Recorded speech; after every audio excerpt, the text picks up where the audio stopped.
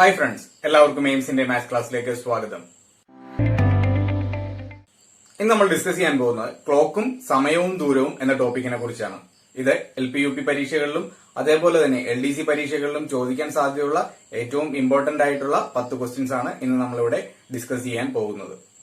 ആദ്യത്തെ ക്വസ്റ്റ്യൻ, ഒരു ക്ലോക്കിൽ സമയം 4:10 ആയാൽ കണ്ണാടിയിൽ അതിന്റെ പ്രതിബിംബം ഏത് സമയം കാണിക്കും? അപ്പോൾ ഇവിടെ സമയം തന്നിട്ടുണ്ട്, ഒരു ക്ലോക്കിലെ ഒരു സമയം തന്നിട്ടുണ്ട്. എത്രയാണ് സമയം?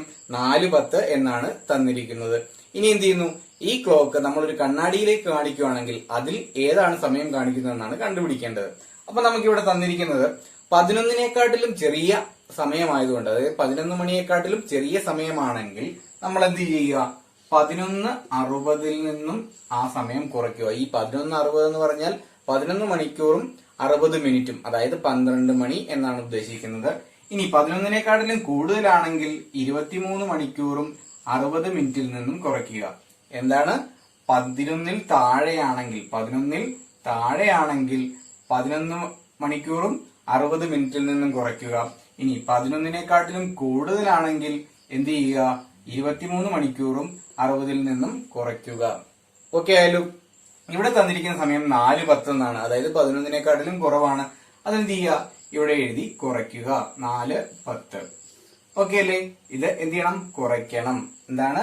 11-നേക്കാട്ടിലും ചെറിയ സമയമാണെങ്കിൽ 11:60 നിന്നും കുറയ്ക്കുക, 11-നേക്കാട്ടിലും കൂടുതലാണെങ്കിൽ 23:60 നിന്നും കുറയ്ക്കുക. ഓക്കെ അല്ലേ? ഇനി ഇവിടെ എന്ത് ചെയ്യുന്നു? 60-ൽ നിന്നും 10 കുറച്ചാൽ 50. ഇനി 11-ൽ നിന്നും 4 കുറച്ചു കഴിഞ്ഞാൽ 7. 11-ൽ നിന്നും 4 കുറച്ചു കഴിഞ്ഞാൽ 7. അപ്പോൾ നമ്മൾ കണ്ണാടിയിൽ കാണിക്കുന്ന സമയം എന്തായിരിക്കും? 7:50. ഓക്കെ, ഇനി ഒരു എക്സാമ്പിള്. 11:20 ആണെങ്കിൽ, 11:20 ആണ് ക്ലോക്കിലെ സമയമെങ്കിൽ, 11:20 ആണെങ്കിൽ നമ്മൾ എന്ത് ചെയ്യുക? 23:60 നിന്നും കുറയ്ക്കുക. അപ്പൊ കുറയ്ക്കുമ്പോ എന്ത് കിട്ടും? 40. 3-ൽ നിന്ന് 1 പോയാൽ 2, 2-ൽ നിന്ന് 1 പോയാൽ 1. അപ്പോ 12:40 എന്ന് കിട്ടും. പക്ഷെ നമ്മുടെ ഇവിടുത്തെ ചോദ്യം എന്താണ്? 4:10 ആണ്. അപ്പോൾ നമ്മുടെ ഉത്തരം എന്ന് പറയുന്നത് എന്തായിരിക്കും? 7:50. അതായത് ക്ലോക്ക് കണ്ണാടിയിൽ കാണിക്കുന്ന പ്രതിബിംബത്തിന്റെ സമയം എന്ന് പറയുന്നത് 7:50.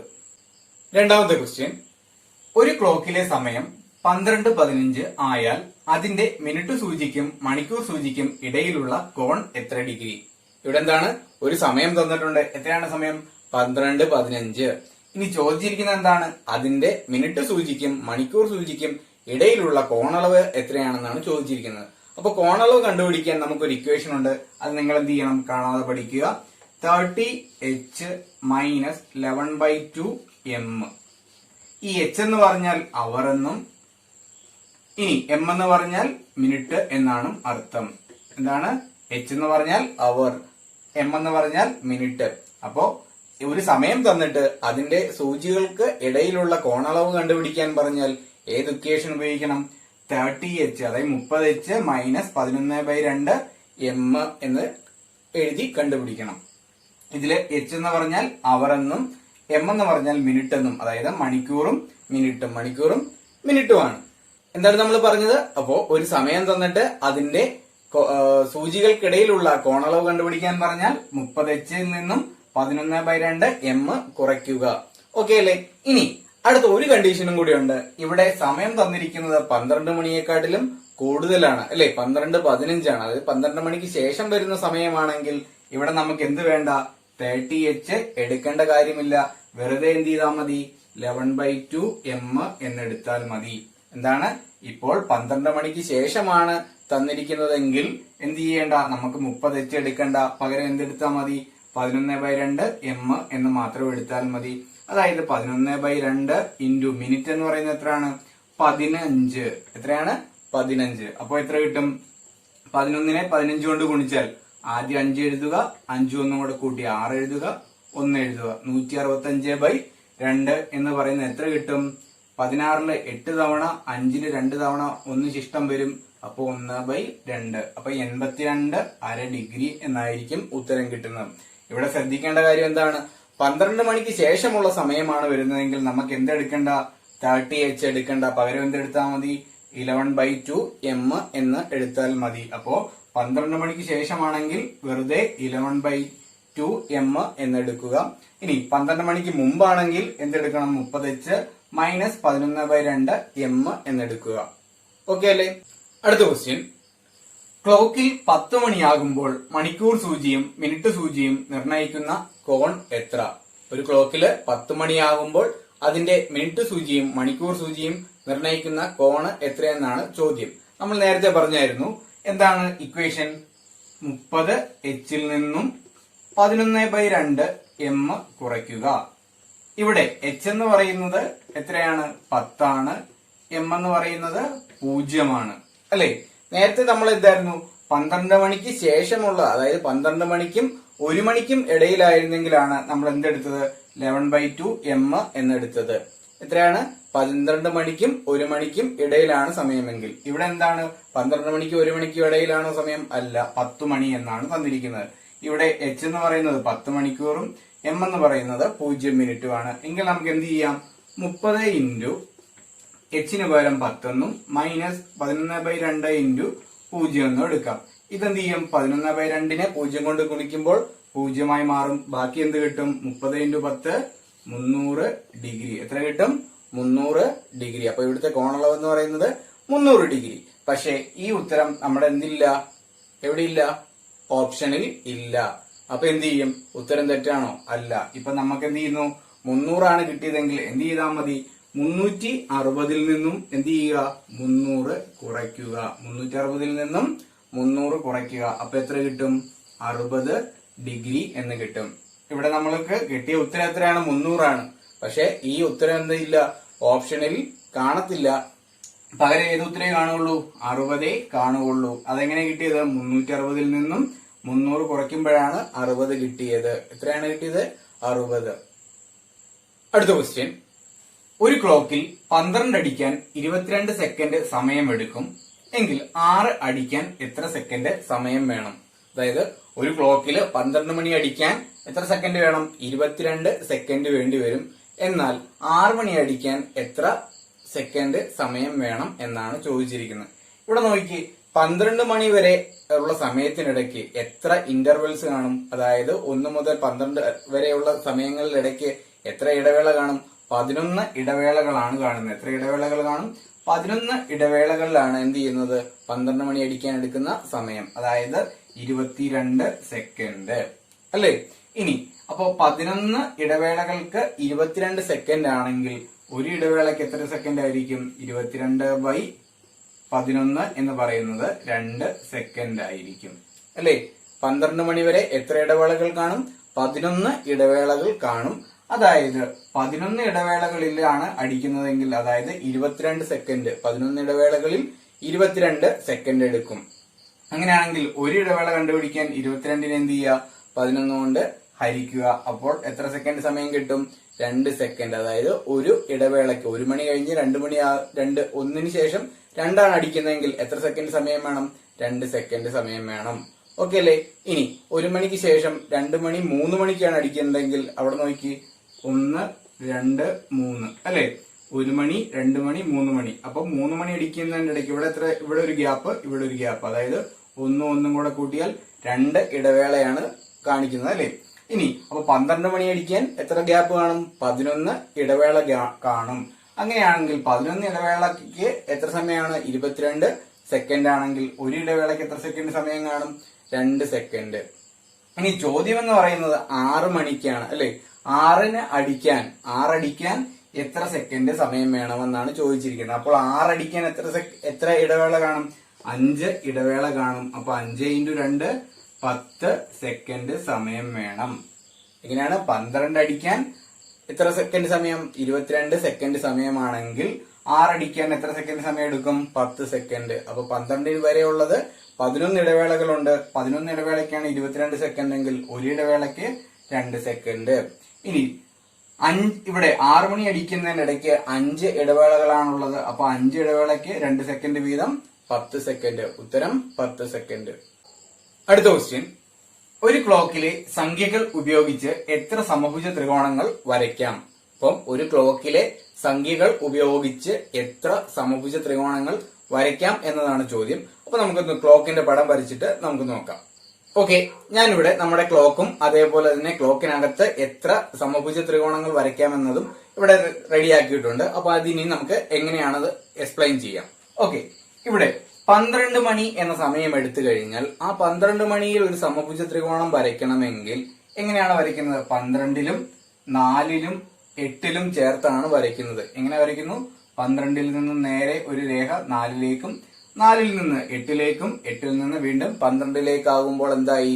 അതൊരു സമഭുജ ത്രികോണമായി. ഓക്കെ അല്ലേ? അപ്പോൾ നമുക്ക് 12 മണിയില് ഒരു ത്രികോണം വരച്ചു. ഇനി അടുത്തത് 1 മണി അല്ലെ? 1 എടുത്തു കഴിഞ്ഞാൽ 1ലും 5ലും 9ലും കൂടെ ചേർത്ത് എന്ത് ചെയ്യുന്നു? 1, 5, 9 എന്ന് പറയുന്ന വീണ്ടും ഒരു സമഭുജ ത്രികോണം വരച്ചു. ഇനി അടുത്ത 2 മണിയിലും എന്ത് ചെയ്യുന്നു? 2, 6, 10 എന്നിങ്ങനെ ഒരു സമഭുജ ത്രികോണം വരയ്ക്കുന്നു. ഇനി 3 മണിയിലും എന്ത് ചെയ്യുന്നു? 3, 7, 9, 11 എന്ന് ഒരു സമഭുജ ത്രികോണം വരയ്ക്കുന്നു. അപ്പൊ എത്രയായി? നമുക്ക് 4 സമഭുജ ത്രികോണം ഇപ്പൊ തന്നെ കിട്ടി. അത് ഏതൊക്കെയാണ്? 12 മണിയിൽ വരച്ചപ്പോൾ 12, 4, 8 അല്ലെ? 12, 4, 8 എന്ന സമഭുജ ത്രികോണവും, ഇനി 1 മണിയിൽ വരച്ചപ്പം 1, 5, 9 1, 5, 9 എന്ന സമഭുജ ത്രികോണവും, ഇനി 2ൽ വരച്ചപ്പം 2, 6, 10 അല്ലെ? 2, 6, 10 എന്ന സമഭുജ ത്രികോണവും, ഇനി 3ൽ വരച്ചപ്പം 3, 7, 11 അല്ലെ? 3, 7, 11 എന്ന സമഭുജ ത്രികോണവും കിട്ടി. അപ്പൊ എത്ര ത്രികോണങ്ങളായി? 1, 2, 3, 4 ത്രികോണം ഇപ്പോഴും കിട്ടി. ഇനി അടുത്തത്, ഇനി 4 മണിക്കുള്ള സമയത്തില് നമുക്കൊരു സമഭുജ ത്രികോണം വരയ്ക്കണമെങ്കിൽ ഏതായിരിക്കും? 4, 8, 12 4, 8, 12 അതല്ലേ ഈ ത്രികോണം? അതായത് 12, 4, 8 എന്ന് പറയുന്നതല്ലേ 4, 8, 12 അല്ലേ? അപ്പൊ എന്ത് ചെയ്യണ്ട? 4 എടുക്കണ്ട.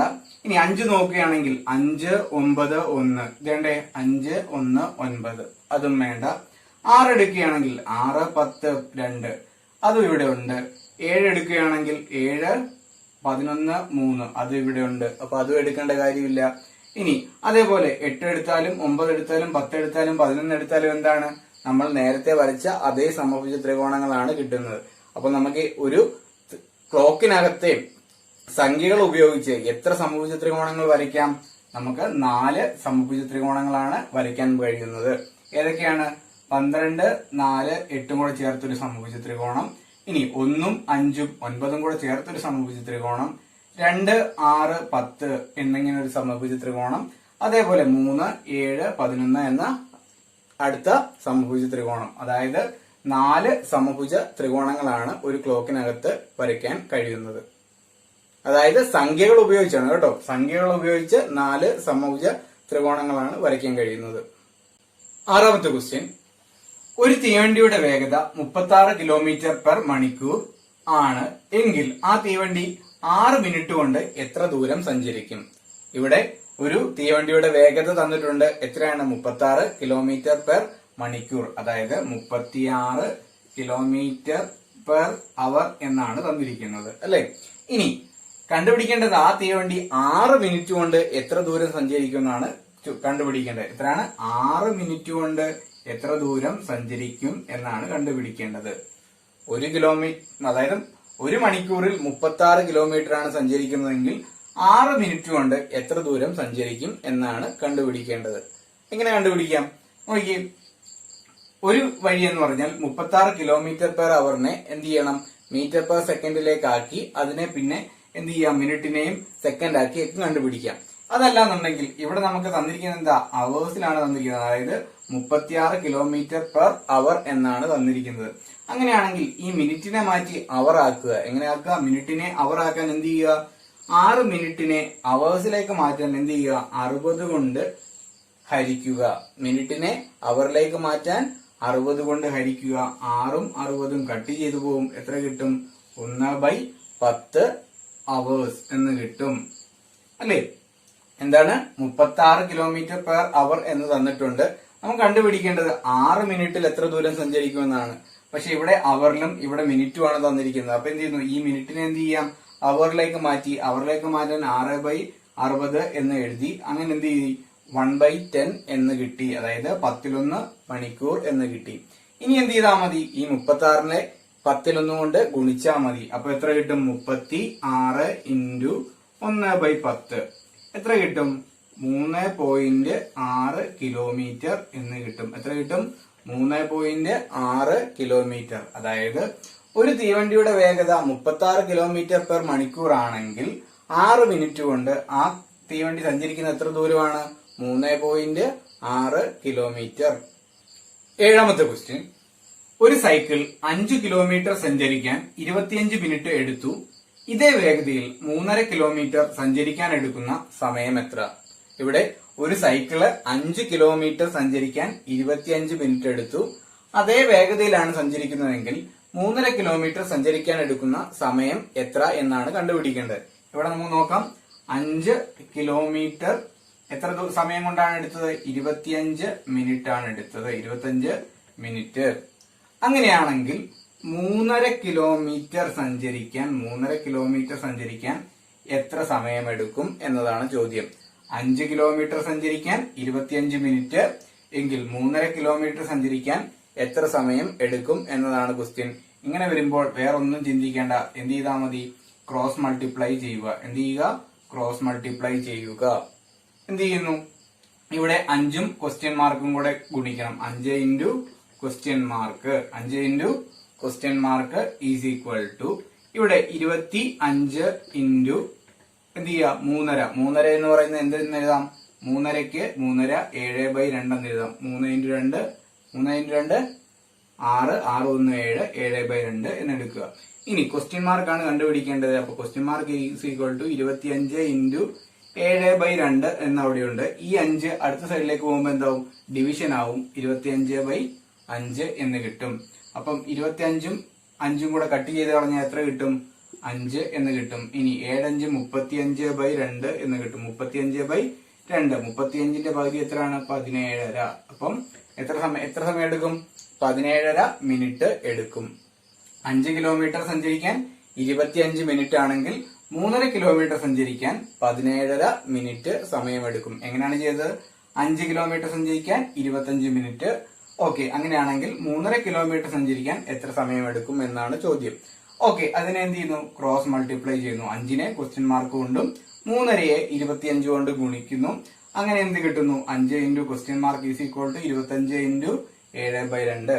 ഇനി അത് റീഅറേഞ്ച് ചെയ്യുമ്പോൾ ക്വസ്റ്റ്യൻ മാർക്ക് എന്ന് പറയുന്നത് എത്ര കിട്ടും, 17.5 എന്ന് കിട്ടും. അതായത് 17.5 മിനിറ്റ്.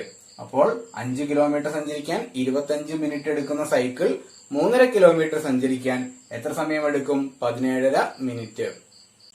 അടുത്ത ക്വസ്റ്റ്യൻ, ഒരു കാറിന്റെ ശരാശരി വേഗത 54 കിലോമീറ്റർ പെർ മണിക്കൂർ ആയാൽ ആ കാർ 2 മണിക്കൂർ 10 മിനിറ്റ് കൊണ്ട് സഞ്ചരിച്ച ദൂരം എത്ര കിലോമീറ്റർ? അപ്പോൾ ഒരു കാറിന്റെ ശരാശരി വേഗത എത്ര എന്ന് തന്നിട്ടുണ്ട്, 54 കിലോമീറ്റർ പെർ അവർ എന്ന് തന്നിട്ടുണ്ട്. 54 കിലോമീറ്റർ പെർ അവർ എന്ന് തന്നിട്ടുണ്ട്. ഇനി ആ കാർ 2 മണിക്കൂർ 10 മിനിറ്റ് കൊണ്ട് സഞ്ചരിച്ച ദൂരം എത്രയാണെന്നാണ് കണ്ടുപിടിക്കേണ്ടത്. എത്രയാണ് 2 അവേഴ്സും 10 മിനിറ്റ് കൊണ്ടും സഞ്ചരിച്ച ദൂരം എത്രയെന്നാണ് കണ്ടുപിടിക്കേണ്ടത്. ഇവിടെ പറഞ്ഞേക്കുന്നത് എന്താ, 54 കിലോമീറ്റർ പെർ അവർ എന്നാണ് അതിന്റെ വേഗത എന്ന് പറഞ്ഞിരിക്കുന്നത്. അതായത് ഒരു മണിക്കൂറിൽ 54 കിലോമീറ്റർ സഞ്ചരിക്കും. 54 കിലോമീറ്റർ പെർ മണിക്കൂർ എന്ന് പറഞ്ഞു കഴിഞ്ഞാൽ ഒരു മണിക്കൂറിൽ 54 കിലോമീറ്റർ സഞ്ചരിക്കുമെന്നാണ്. ഇവിടെ കണ്ടുപിടിക്കേണ്ടത് 2 മണിക്കൂർ 10 മിനിറ്റ് ആണ്. അപ്പോൾ ഒരു മണിക്കൂറിൽ 54 കിലോമീറ്റർ സഞ്ചരിക്കുമെങ്കിൽ 2 മണിക്കൂറിൽ എത്ര ദൂരം സഞ്ചരിക്കും? 2 മണിക്കൂറിൽ 54 × 2 108 കിലോമീറ്റർ സഞ്ചരിക്കും.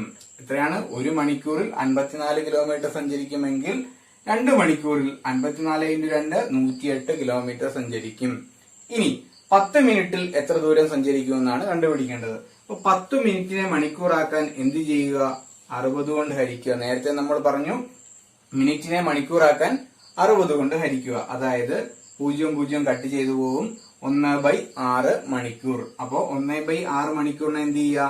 54 കൊണ്ട് ഗുണിക്കുക. ഇവിടെ 6ഉം 54ഉം കൂടെ കട്ട് ചെയ്തു പോകും.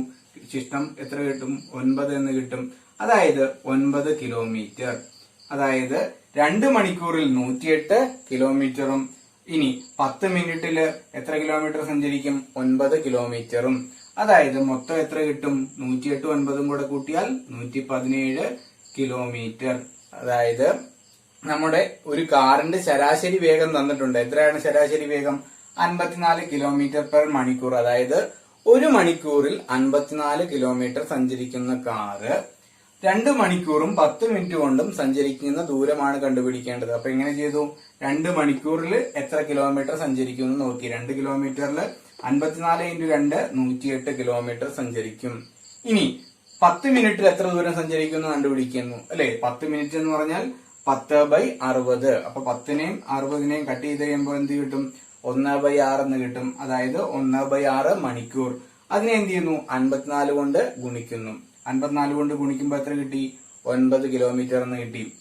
നമുക്ക് വേണ്ടത് 2 കിലോമീറ്ററും 10 മിനിറ്റും ആയതുകൊണ്ട് എന്ത് ചെയ്യുന്നു? 108ഉം 9ഉം കൂടെ കൂട്ടുന്നു. എത്ര കിട്ടും? 117 കിലോമീറ്റർ. എത്രയാണ്? 117 കിലോമീറ്റർ. അടുത്ത ക്വസ്റ്റ്യൻ. 25 ലിറ്റർ പെട്രോൾ ഉപയോഗിച്ച് ഒരു കാർ 150 കിലോമീറ്റർ ദൂരം സഞ്ചരിക്കുന്നുവെങ്കിൽ 30 ലിറ്റർ പെട്രോൾ ഉപയോഗിച്ച് ആ കാർ എത്ര ദൂരം സഞ്ചരിക്കും? എന്താണ് ക്വസ്റ്റ്യൻ? 25 ലിറ്റർ പെട്രോൾ ഉപയോഗിച്ച് ഒരു കാറ് 150 കിലോമീറ്റർ സഞ്ചരിക്കുന്നുവെങ്കിൽ 30 ലിറ്റർ പെട്രോൾ ഉപയോഗിച്ച് എത്ര ദൂരം സഞ്ചരിക്കും എന്നാണ് ക്വസ്റ്റ്യൻ.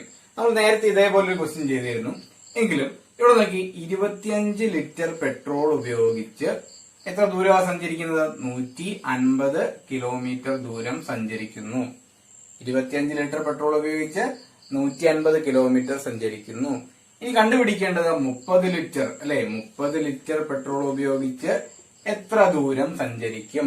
എത്ര ദൂരം സഞ്ചരിക്കും? നേരത്തെ പറഞ്ഞതുപോലെ തന്നെ എന്ത് ചെയ്യുക? ക്രോസ് മൾട്ടിപ്ലൈ ചെയ്യുക. എന്ത് ചെയ്യുക? ക്രോസ് മൾട്ടിപ്ലിക്കേഷൻ ചെയ്യുക. ഇവിടെ നോക്കി, ക്വസ്റ്റ്യൻ മാർക്കും 25ഉം കൂടെ ഗുണിക്കുമ്പോൾ 25 into question mark is equal to ഇവിടെ 30 ഇൻറ്റു 150. എത്രയാണ്? 30 ഇൻറ്റു 150. ഇനി ക്വസ്റ്റ്യൻ മാർക്ക് കണ്ടുപിടിക്കാൻ എന്ത് ചെയ്യുക? 30 ഇൻറ്റു 150 25 അപ്പുറത്ത് പോകുമ്പോൾ ബൈ 25. ഇവിടെ 25നെയും 150നെയും കട്ട് ചെയ്ത് കളയാം. എത്ര കിട്ടും? 6 തവണയാണ് 150ല് 25 ഉള്ളത്. ഇനി 6 ഇൻറ്റു 3 18. ഒരു 0 കൂടി ആകുമ്പോൾ 180. അതായത് 180 കിലോമീറ്റർ. എങ്ങനെ കണ്ടുപിടിച്ചത്? 25 ലിറ്റർ പെട്രോൾ ഉപയോഗിച്ച് 150 കിലോമീറ്റർ സഞ്ചരിക്കുമെങ്കിൽ 30 ലിറ്റർ പെട്രോൾ ഉപയോഗിച്ച് എത്ര ദൂരം സഞ്ചരിക്കുമെന്നാണ് ക്വസ്റ്റ്യൻ. എന്ത് ചെയ്യുക? ക്രോസ് മൾട്ടിപ്ലിക്കേഷൻ ചെയ്യുക. 25 ഇൻറ്റു ക്വസ്റ്റ്യൻ മാർക്ക് എന്ന് പറയുന്നത് 30 ഇൻറ്റു 150ന് തുല്യമായിരിക്കും. അതായത് എത്ര ദൂരം എന്നുള്ളത്? 180 കിലോമീറ്റർ. എത്ര ദൂരം സഞ്ചരിക്കും? 180 കിലോമീറ്റർ സഞ്ചരിക്കും. ഇന്നത്തെ ലാസ്റ്റ് ക്വസ്റ്റ്യൻ.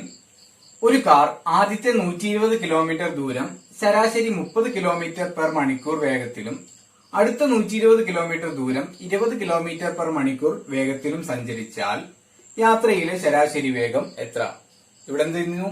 ഒരു കാറ് ആദ്യത്തെ 120 കിലോമീറ്റർ ദൂരം 30 കിലോമീറ്റർ പെർ വേഗത്തിലും അടുത്ത 120 കിലോമീറ്റർ ദൂരം 20 കിലോമീറ്റർ പെർ മണിക്കൂർ എന്ന വേഗത്തിലും സഞ്ചരിച്ചാൽ ആകെ യാത്രയിലെ ശരാശരി വേഗം എത്ര എന്നാണ് ചോദ്യം. നമ്മൾ ഇതിന്റെ ഒരു കഴിഞ്ഞ ക്ലാസ്സിൽ നമ്മൾ ഇതിന്റെ ഒരു ഇക്വേഷൻ പഠിച്ചായിരുന്നു. ഞാനൊരു ക്ലാസ്സിൽ പറഞ്ഞിട്ടുണ്ടായിരുന്നു ശരാശരി വേഗം കാണാനുള്ള ഇക്വേഷൻ. എന്താണ് ആ ഇക്വേഷൻ? ഓർമ്മയുണ്ടോ? ഇവിടെ നോക്കി ആദ്യത്തെ 120 കിലോമീറ്റർ എന്ന് പറയുന്നത് എത്ര വേഗത്തിലാണ് സഞ്ചരിക്കുന്നത്? 30 കിലോമീറ്റർ പെർ അവർ എന്ന വേഗത്തിലും അടുത്ത 120 കിലോമീറ്റർ 20 കിലോമീറ്റർ പെർ അവർ എന്ന വേഗത്തിലുമാണ് സഞ്ചരിക്കുന്നത്. എന്താണ് ആദ്യത്തെ അല്ലെ? First 120 kilometre 30 kilometre per hour എന്ന വേഗത്തിലും ഇനി രണ്ടാമത്തെ 120 കിലോമീറ്റർ 20 കിലോമീറ്റർ പെർ അവർ എന്ന വേഗത്തിലുമാണ് സഞ്ചരിക്കുന്നത്. നമ്മൾ അന്ന് പഠിച്ചത് എന്താണ് ഇക്വേഷൻ? ഇവിടെ നോക്കി, ആദ്യത്തെ ദൂരവും രണ്ടാമത്തെ ദൂരവും സെയിം ആയതുകൊണ്ട് നമ്മൾ ശരാശരി കണ്ടുപിടിക്കാൻ ഒരു ഇക്വേഷൻ പഠിച്ചായിരുന്നു. എന്താണ് ആ ഇക്വേഷൻ? ആദ്യത്തെ വേഗത എ എന്നെടുത്താൽ രണ്ടാമത്തെ വേഗത ബി എന്നും എടുത്താൽ ശരാശരി വേഗത കണ്ടുപിടിക്കാനുള്ള ഇക്വേഷൻ എന്ന് പറയുന്നത് 2ab by a plus b. എന്താണ് 2ab by a plus b? നമ്മളുടെ ദൂരം രണ്ടും സെയിം ആയതുകൊണ്ട് അല്ലെങ്കിൽ തുല്യമായതുകൊണ്ട് ആദ്യത്തെ വേഗത എ ആയിട്ട് എടുക്കുന്നു, രണ്ടാമത്തെ വേഗത ബി ആയിട്ടും എടുത്താൽ ശരാശരി വേഗത കണ്ടുപിടിക്കാനുള്ള equation 2ab by a plus b. അപ്പൊ ഇവിടെ എന്ത് ചെയ്യാം? ശരാശരി വേഗത കണ്ടുപിടിക്കാൻ 2 ഇൻറ്റു 30 ഇൻറ്റു 20 ബൈ 30 പ്ലസ് 20 എത്ര കിട്ടും? 2 ഇൻറ്റു 30 ഇൻറ്റു 20 ബൈ 50 എന്ന് കിട്ടും. ഇവിടുത്തെ ഒരു പൂജ്യവും കട്ട് ചെയ്ത് കളയാം. 5ഉം 30ഉം കട്ട് ചെയ്ത് കളയാം. 6 തവണ. ഇനി 6 ഇൻറ്റു 2 12, 12 ഇൻറ്റു 2 24. അപ്പോൾ ഈ യാത്രയുടെ ശരാശരി വേഗത എന്ന് പറയുന്നത് 24 കിലോമീറ്റർ പെർ അവർ എന്നായിരിക്കും. അതായത് ഇവിടെ ആദ്യത്തെ 120 കിലോമീറ്റർ 30 കിലോമീറ്റർ പെർ അവർ എന്ന വേഗത്തിലും രണ്ടാമത്തെ 120 കിലോമീറ്റർ 20 കിലോമീറ്റർ പെർ അവർ എന്ന വേഗത്തിലും സഞ്ചരിച്ചാൽ ആകെ സഞ്ചരിച്ച ദൂരത്തിന്റെ ശരാശരി വേഗത കണ്ടുപിടിക്കാൻ 2ab by a plus b 2ab by a plus b അതായത് 24 കിലോമീറ്റർ പെർ അവർ എന്ന വേഗത്തിലായിരിക്കും ആകെ സഞ്ചരിച്ചത്.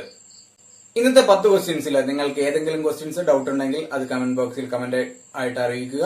ഓക്കെ, അടുത്ത ക്ലാസ്സിൽ വീണ്ടും വേറൊരു ടോപ്പിക്കുമായി കാണാം. ഇതുവരെ ചാനൽ സബ്സ്ക്രൈബ് ചെയ്യാത്തവർ സബ്സ്ക്രൈബ് ചെയ്യുക. പുതിയ നോട്ടിഫിക്കേഷൻസിനായി ബെൽ ഐക്കൺ ക്ലിക്ക് ചെയ്യുക. ക്ലാസ് ഇഷ്ടമായെങ്കിൽ ലൈക്ക് ചെയ്യുക, കമന്റ് ചെയ്യുക, ഷെയർ ചെയ്യുക.